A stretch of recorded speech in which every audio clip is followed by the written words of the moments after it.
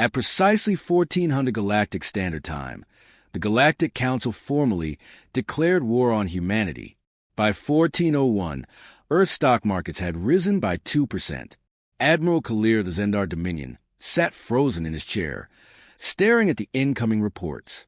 The Council had anticipated some kind of reaction from humanity: panic, military mobilization, diplomatic maneuvers, urgent treaties, something. Instead, humans barely acknowledged the news.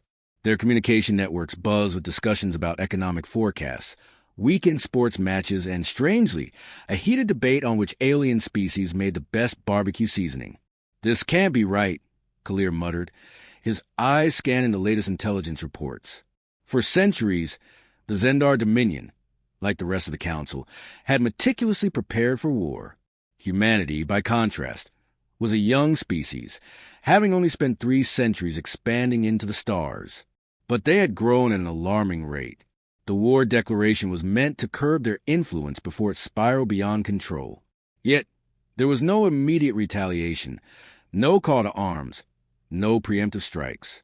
"Sir, the latest report," one of his officers said, placing a tablet on the table. "Humanity's military deployments remain unchanged." Kalir's claws drummed against the metal desk. "No fleet movements?" "None, Admiral. Just routine patrols." A hollow feeling settled in Kalir's chest. Humanity's military strength was undeniable, but no species in recorded history had ever responded to a war declaration with such indifference. The Council had expected them to either sue for peace or launch a desperate preemptive attack. Instead, humanity seemed mildly amused and carried on as usual. "They don't take us seriously," Kalir growled. "Are they truly this arrogant?" One of his strategists hesitated. "Sir, there's another possibility." Kalir gestured for him to continue. "They might not care." The words hung in the air, unsettling in their simplicity. The Zendar Dominion had fought over a dozen wars. They had seen allies and enemies alike react in predictable ways: rage, fear, desperation. Never before had a species completely ignored the declaration of war, as if it were a minor inconvenience. Kalir exhaled slowly. "Do we have any official human responses?" "Yes, sir." Earth's president was asked about it during a press conference. Kalir leaned forward, and the officer hesitated, then read aloud. Weird. Anyway, the president had immediately moved on to discussing infrastructure policy. A stunned silence filled the room. Kalir rubbed his temples. "Deploy recon teams. I want a full analysis of their fleet capabilities, industrial output, and military doctrine. I need to know what they're planning." The officer saluted and rushed to carry out his orders. But Kalir remained seated, unease gnawing at him. Humanity was known for its rapid adaptation and industrial prowess. That much was indisputable. Their ability to wage war was proven, though they had rarely done so since entering the galactic stage. But to be so utterly indifferent to an open declaration of war, what did they know that the Council didn't? Meanwhile, on Earth's orbital defense station Argus, Commander Russell Cole sipped his coffee, glancing at the morning reports. Somewhere in the back of his mind, he vaguely recalled seeing something about a war declaration in his inbox, but it had been buried under maintenance logs and personnel rotation requests. He made a mental note to check on it later. "Anything important?" Lieutenant Harrington asked, setting down a tray of food. Cole shrugged. "Supply shipments are on schedule. Civilian traffic is up by 15%.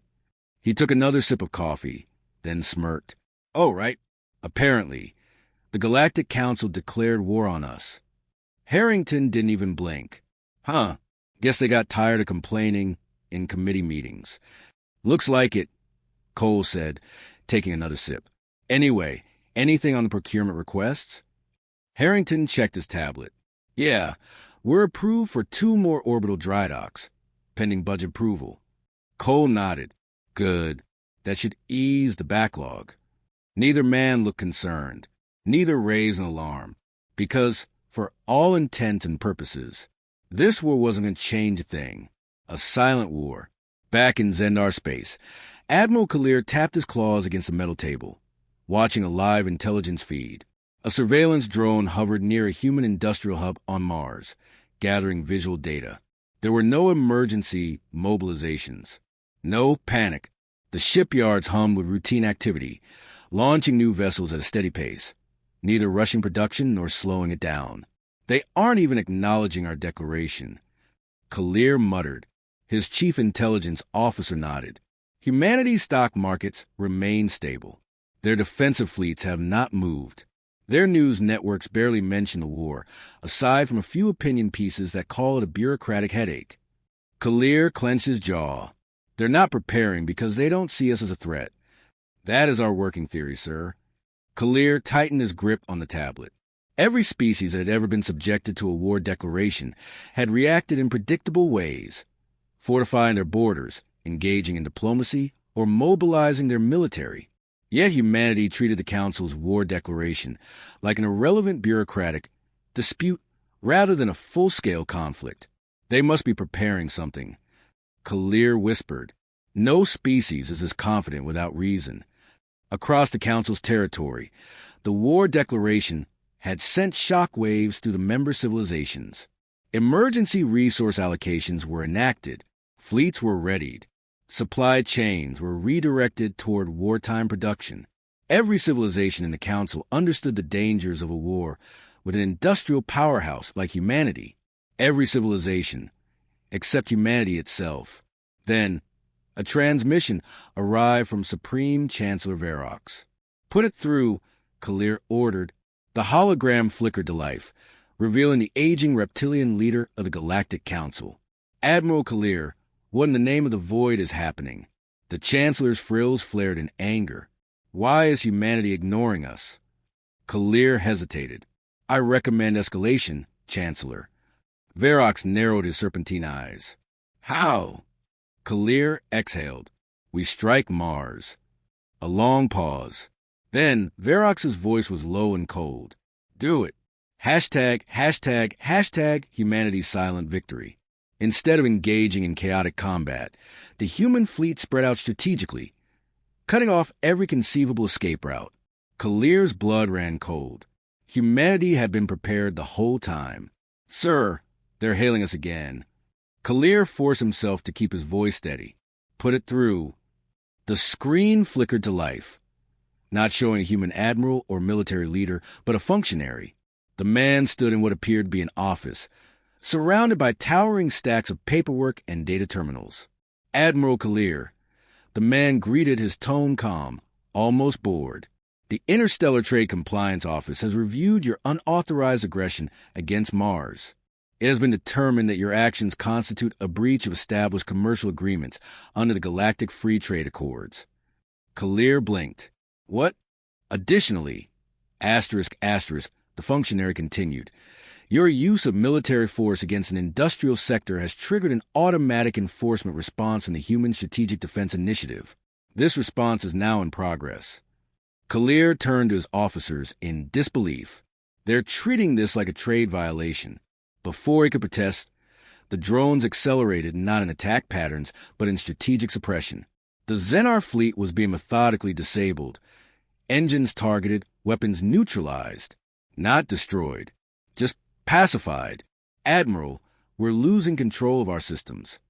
The functionary on screen remained unfazed. You will now be escorted to a neutral location for arbitration. Additional penalties for attempted war initiation are under review. Until a ruling is issued, all Xenar assets will be seized as collateral.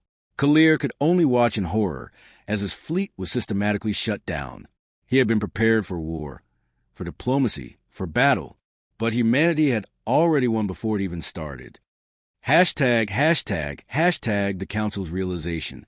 The Galactic Council chamber was silent as the final report was read aloud.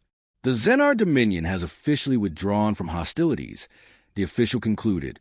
Their fleets have been disarmed and are currently in human custody pending negotiations. Supreme Chancellor Verox clenched his fists. And humanity? What was their demand? The official hesitated. They requested an official apology and a restructuring of Council tariffs on human exports. The silence deepened. That's it. Verox spat. No territory demands, no political concessions. No, Chancellor, the official confirmed. They framed this entire war as a bureaucratic mishap. The Xenar attack on Mars was classified as a market disruption event, and humanity simply responded within their economic framework. They even offered mediation services to prevent future conflicts. Varrock slumped back in his chair. Humanity had outmaneuvered them at every turn.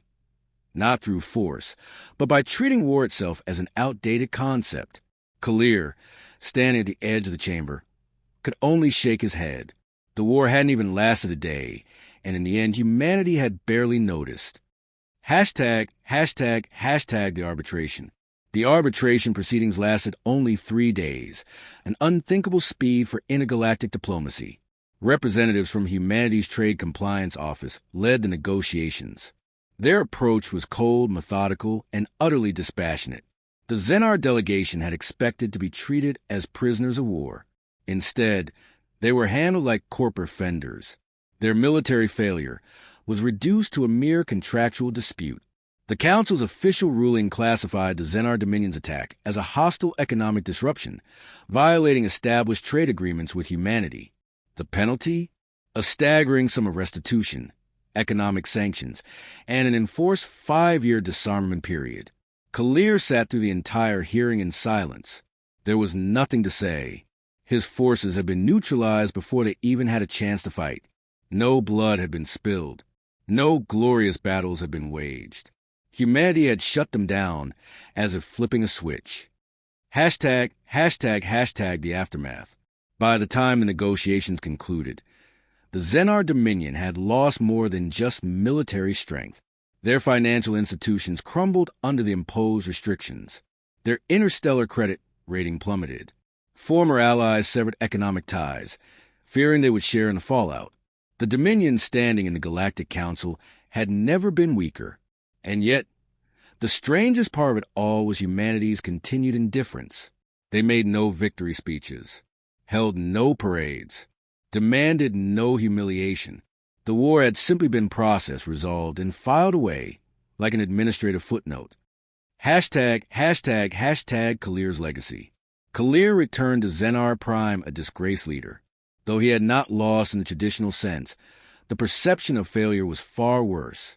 He had not been bested in combat, but outclassed in an arena he had never even considered: economic warfare.